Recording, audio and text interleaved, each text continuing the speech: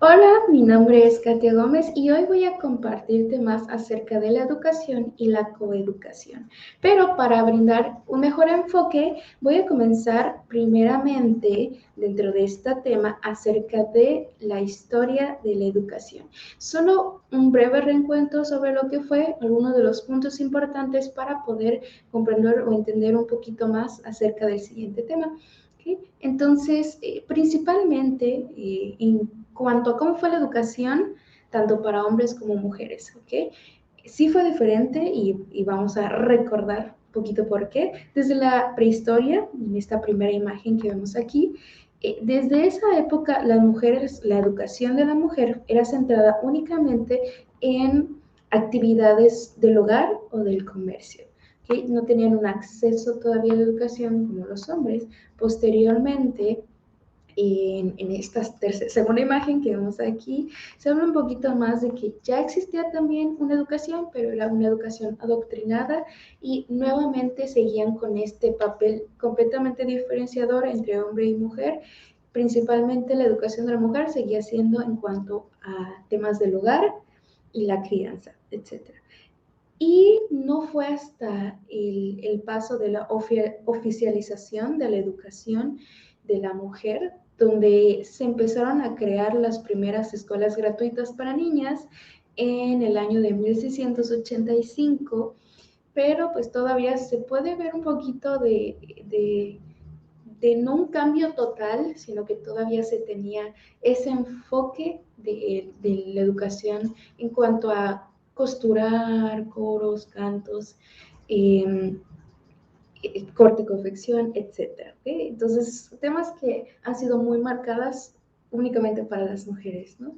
Pero en un siguiente avance, ya fue hasta en el año de 1871, entre 1871 y 1890, cuando ya la educación de la mujer empieza a ser escolarizada, ¿no? Y tener oportunidades a partir de no solo de acceder a la primaria, a la secundaria, sino también una oportunidad para profesionalizarse.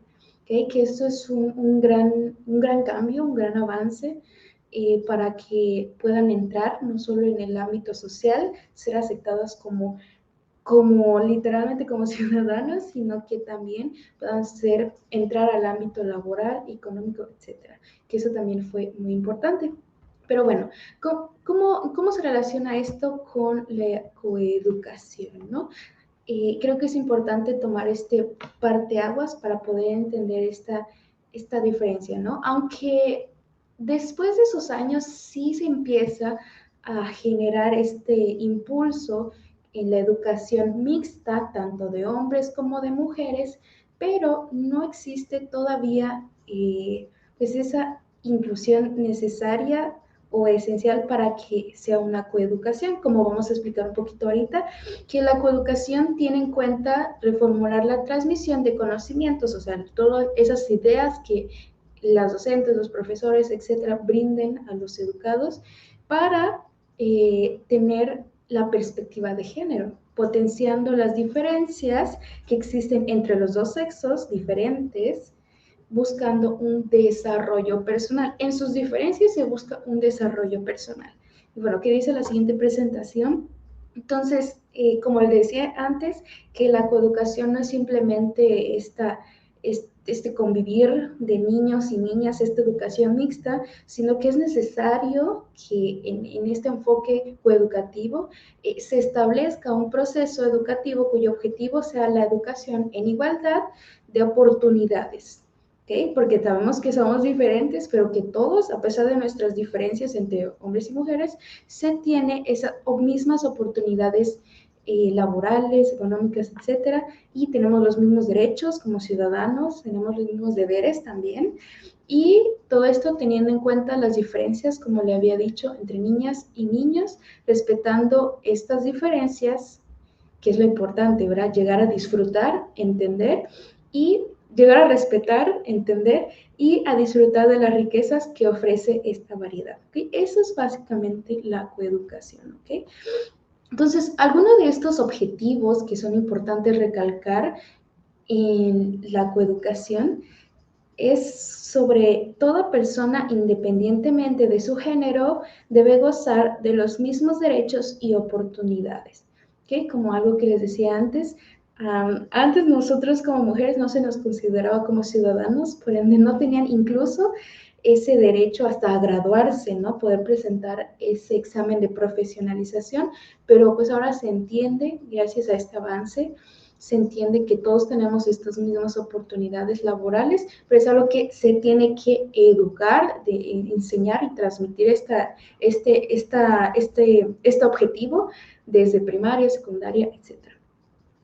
Entonces, ¿qué más? Tenemos otro objetivo que es eliminación de estereotipos de género. Esto es muy importante y vamos a profundizar un poquito más. ¿Okay? Entonces, esta es una imagen muy cotidiana que solemos ver, que solemos incluso pensar cuando vemos qué pensamos en una mujer, ¿no? O en qué pensamos cuando pensamos en un hombre, ¿no? Entonces, a veces son esos estereotipos de género que ya tenemos fijados, ¿no? Por ejemplo, que la mujer pues siempre se va de compras, que le gusta maquillarse, que le gusta mantener la casa arreglada, que le encanta el color rosa, que le gusta las joyas, que se dedica principalmente a la enfermería, etcétera, etcétera, ¿no? Entonces esos son estereotipados, ¿no?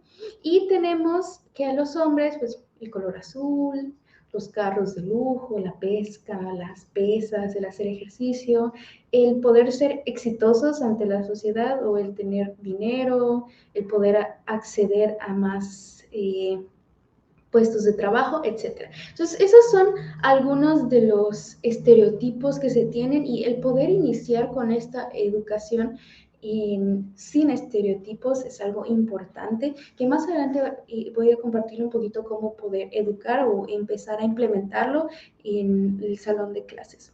¿Okay? Que esto es totalmente algo que se tiene que erradicar desde ahora. Bueno, tenemos otro objetivo, es erradicar la violencia de género, adoptando normas de respeto a los demás. Y tenemos algunos ejemplos que se podrían aplicar en este objetivo de la coeducación y sería observar, criticar y eliminar los comportamientos y pautas machistas. A veces solemos ver alumnos y como docentes tal vez no, o como padres, tal vez no decimos nada porque pues es lo que está acostumbrada la sociedad, ¿no? Y eso es algo que literalmente este objetivo se erradica desde muy chiquitos también. El segundo es analizar reflexiva y críticamente el lenguaje, asumiendo otras alternativas para su uso, evitando la desigualdad o la falta de respeto. ¿Okay? Poder pensar en cuanto a cómo nos referimos hacia las personas, eso es muy importante. Pero bueno, como les digo, después voy a profundizar un poquito más en estos temas. Tenemos el cuarto objetivo y último. Sé que hay más objetivos, pero esos fueron algunos de los que me centré el día de hoy. También son algunos objetivos que se tienen en México, que se habla de preparar a los niños y niñas para su inserción en la vida de una forma funcional y activa, atendiendo a sus potencialidades y personales. Y que eso es lo que se centra la coeducación. ¿Okay? No solo que, si es hombre o mujer, sino lograr identificar estas dos variables y poder sacar lo mejor de cada uno, ¿ok? Sin hacer menos por las diferencias. Entonces, ahora sí vamos al punto de cómo coeducar en el salón de clases. Se tiene este punto de planeación e integración curricular con el enfoque de género. Entonces, si tal vez yo como docente o yo como papá quiero tratar de implementar la coeducación, pero si en el centro educativo no está esta planeación curricular o se manda a hacer cosas específicamente de un género y separar a otro sexo, perdón, entonces es como que no está cumpliendo este enfoque de la coeducación, ¿ok? Entonces, ¿qué podemos hacer, no? Acciones. Incluir la igualdad de mujeres y hombres en el proyecto educativo, generar actividades incluyentes, seleccionar materiales y proyectos educativos no sexistas, ¿ok? Entonces, este es un punto súper mega importante que es algo que nosotros podemos hacer, ¿ok? Después les voy a mostrar unos ejemplos de cómo podemos generar actividades proyectos no sexistas, ¿okay? Porque a veces pensamos, no, pues es que cierta actividad o cierto proyecto lo vamos a realizar, pero vamos a separar a los hombres y a las mujeres, ¿ok? Y a veces nos centramos en los estereotipos, como vamos a hacer un proyecto de cocina, pero esto solo va a ser para las mujeres. Entonces eso se tiene que cambiar, ¿ok? Y de preferencia no implementar proyectos que tengan que ser, que no sean incluyentes y que sean sexistas. Bueno, vamos a la siguiente. Ok, prácticas de equidad de género entre todo el cuerpo educativo. ¿Ok? Entonces, como les digo, no solo es que si se hace el trabajo solo de la coeducación, la verdad va a ser mucho más difícil en comparación con que todo el cuerpo educativo, todo el cuerpo docente, administrativo, etcétera, pueda estar en comunión con el tipo de coeducación. Entonces, hablamos de, bueno, juegos sin estereotipos, como ya les había compartido, dejar de pensar, bueno, es que si vamos a hacer un proyecto deportivo, ¿no? Que va a ser fútbol para los hombres, voleibol para las mujeres, pues no es el caso, ¿verdad? O a veces cuando estamos en la primaria y decimos, primaria o kinder, perdón, y vemos, bueno, vamos a comprar muñecas para las niñas y vamos a comprar carritos para los niños. La verdad es que ya no es el caso, ¿verdad? Sino el hecho de permitir a los niños jugar sin estereotipos y no impedirles que jueguen con lo que ellos quieran jugar. Tenemos el usar y promover audiovisuales no sexistas, que esto es algo muy importante y tenemos que tener mucho cuidado. Creo que como docentes sí se enfoca mucho también en pues que no tengan un lenguaje vulgar, que no tengan cosas vulgares, etcétera, adecuados a la edad de las personas o los alumnos con quienes enseñamos, pero tenemos que tener sumamente cuidado con esto para que no sean sexistas, porque muchas veces implícitamente en chiste o en comedia existe esta separación o estos chistes sexistas, que es algo que también como maestros y autoridades educativas tenemos que ver primero, revisar el material y que no sea algo que se enfoque, porque comenzamos a hacer la naturalidad de las acciones sexistas o machistas y es algo que vamos a tratar de evitar desde este paso. Bueno, tenemos esto que es bien importante de no dirigirse en tonos diferentes al corregir o referirse a los alumnos. Entonces, a veces como docentes solemos cometer el error de, ay, bueno, a Paulina, como es una niña, le voy a decir, mira, mi amor, no hagas esto, no grites, mantente sentada, etc. Y a los niños, por ejemplo, si un niño se levanta, hey, Paolo, ¿qué estás haciendo? Y a veces utilizamos un tono diferente, decimos, es que a los hombres se les tiene que hablar muy duro o muy fuerte, ¿no? Con agresividad, y a las mujeres más suave, calmadas, y no, ok, este no es el caso tampoco, es algo que se tiene que erradicar, ok. Entonces hay que modificar, o a veces en burlas, no, es que las mujeres son más sensibles o los hombres son más fuertes, tampoco.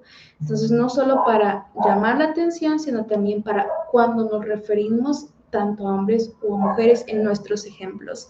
También esto es muy importante, porque sé que como docentes para enseñar utilizamos muchos ejemplos y en nuestros ejemplos también tenemos que tener mucho cuidado. Y dinámicas sociales en unidad. Estos son bien importantes que cuando les invitemos a formar equipos, etcétera, en la medida de lo posible, que puedan ser equipos mezclados de trabajo para que podamos fortalecer esas habilidades que ambos sexos tienen. Eso es bien importante. Y pues bueno, al finalizar después de esto, ¿qué acciones harías tú para coeducar? Perdón, me faltó coeducar. Creo que eso es importante, ¿no? El poder tener presente que no es solo incluir a los hombres y a las mujeres, sino permitir que puedan conocer sus diferencias, entenderlas y valorarlas. Y de ahí potencializar esas particularidades de cada uno, de tanto de hombres como mujeres, para que ambos pues puedan entender que los dos son importantes, que son valiosos para la sociedad y para el crecimiento en todas las esferas. de la vida. Entonces, ¿qué acciones harías tú para coeducar? Es algo que te dejo aquí pendiente y pues hasta la próxima y este es mi proyecto, mi tarea. Espero que pueda ser de disfrute y nos vemos hasta la próxima.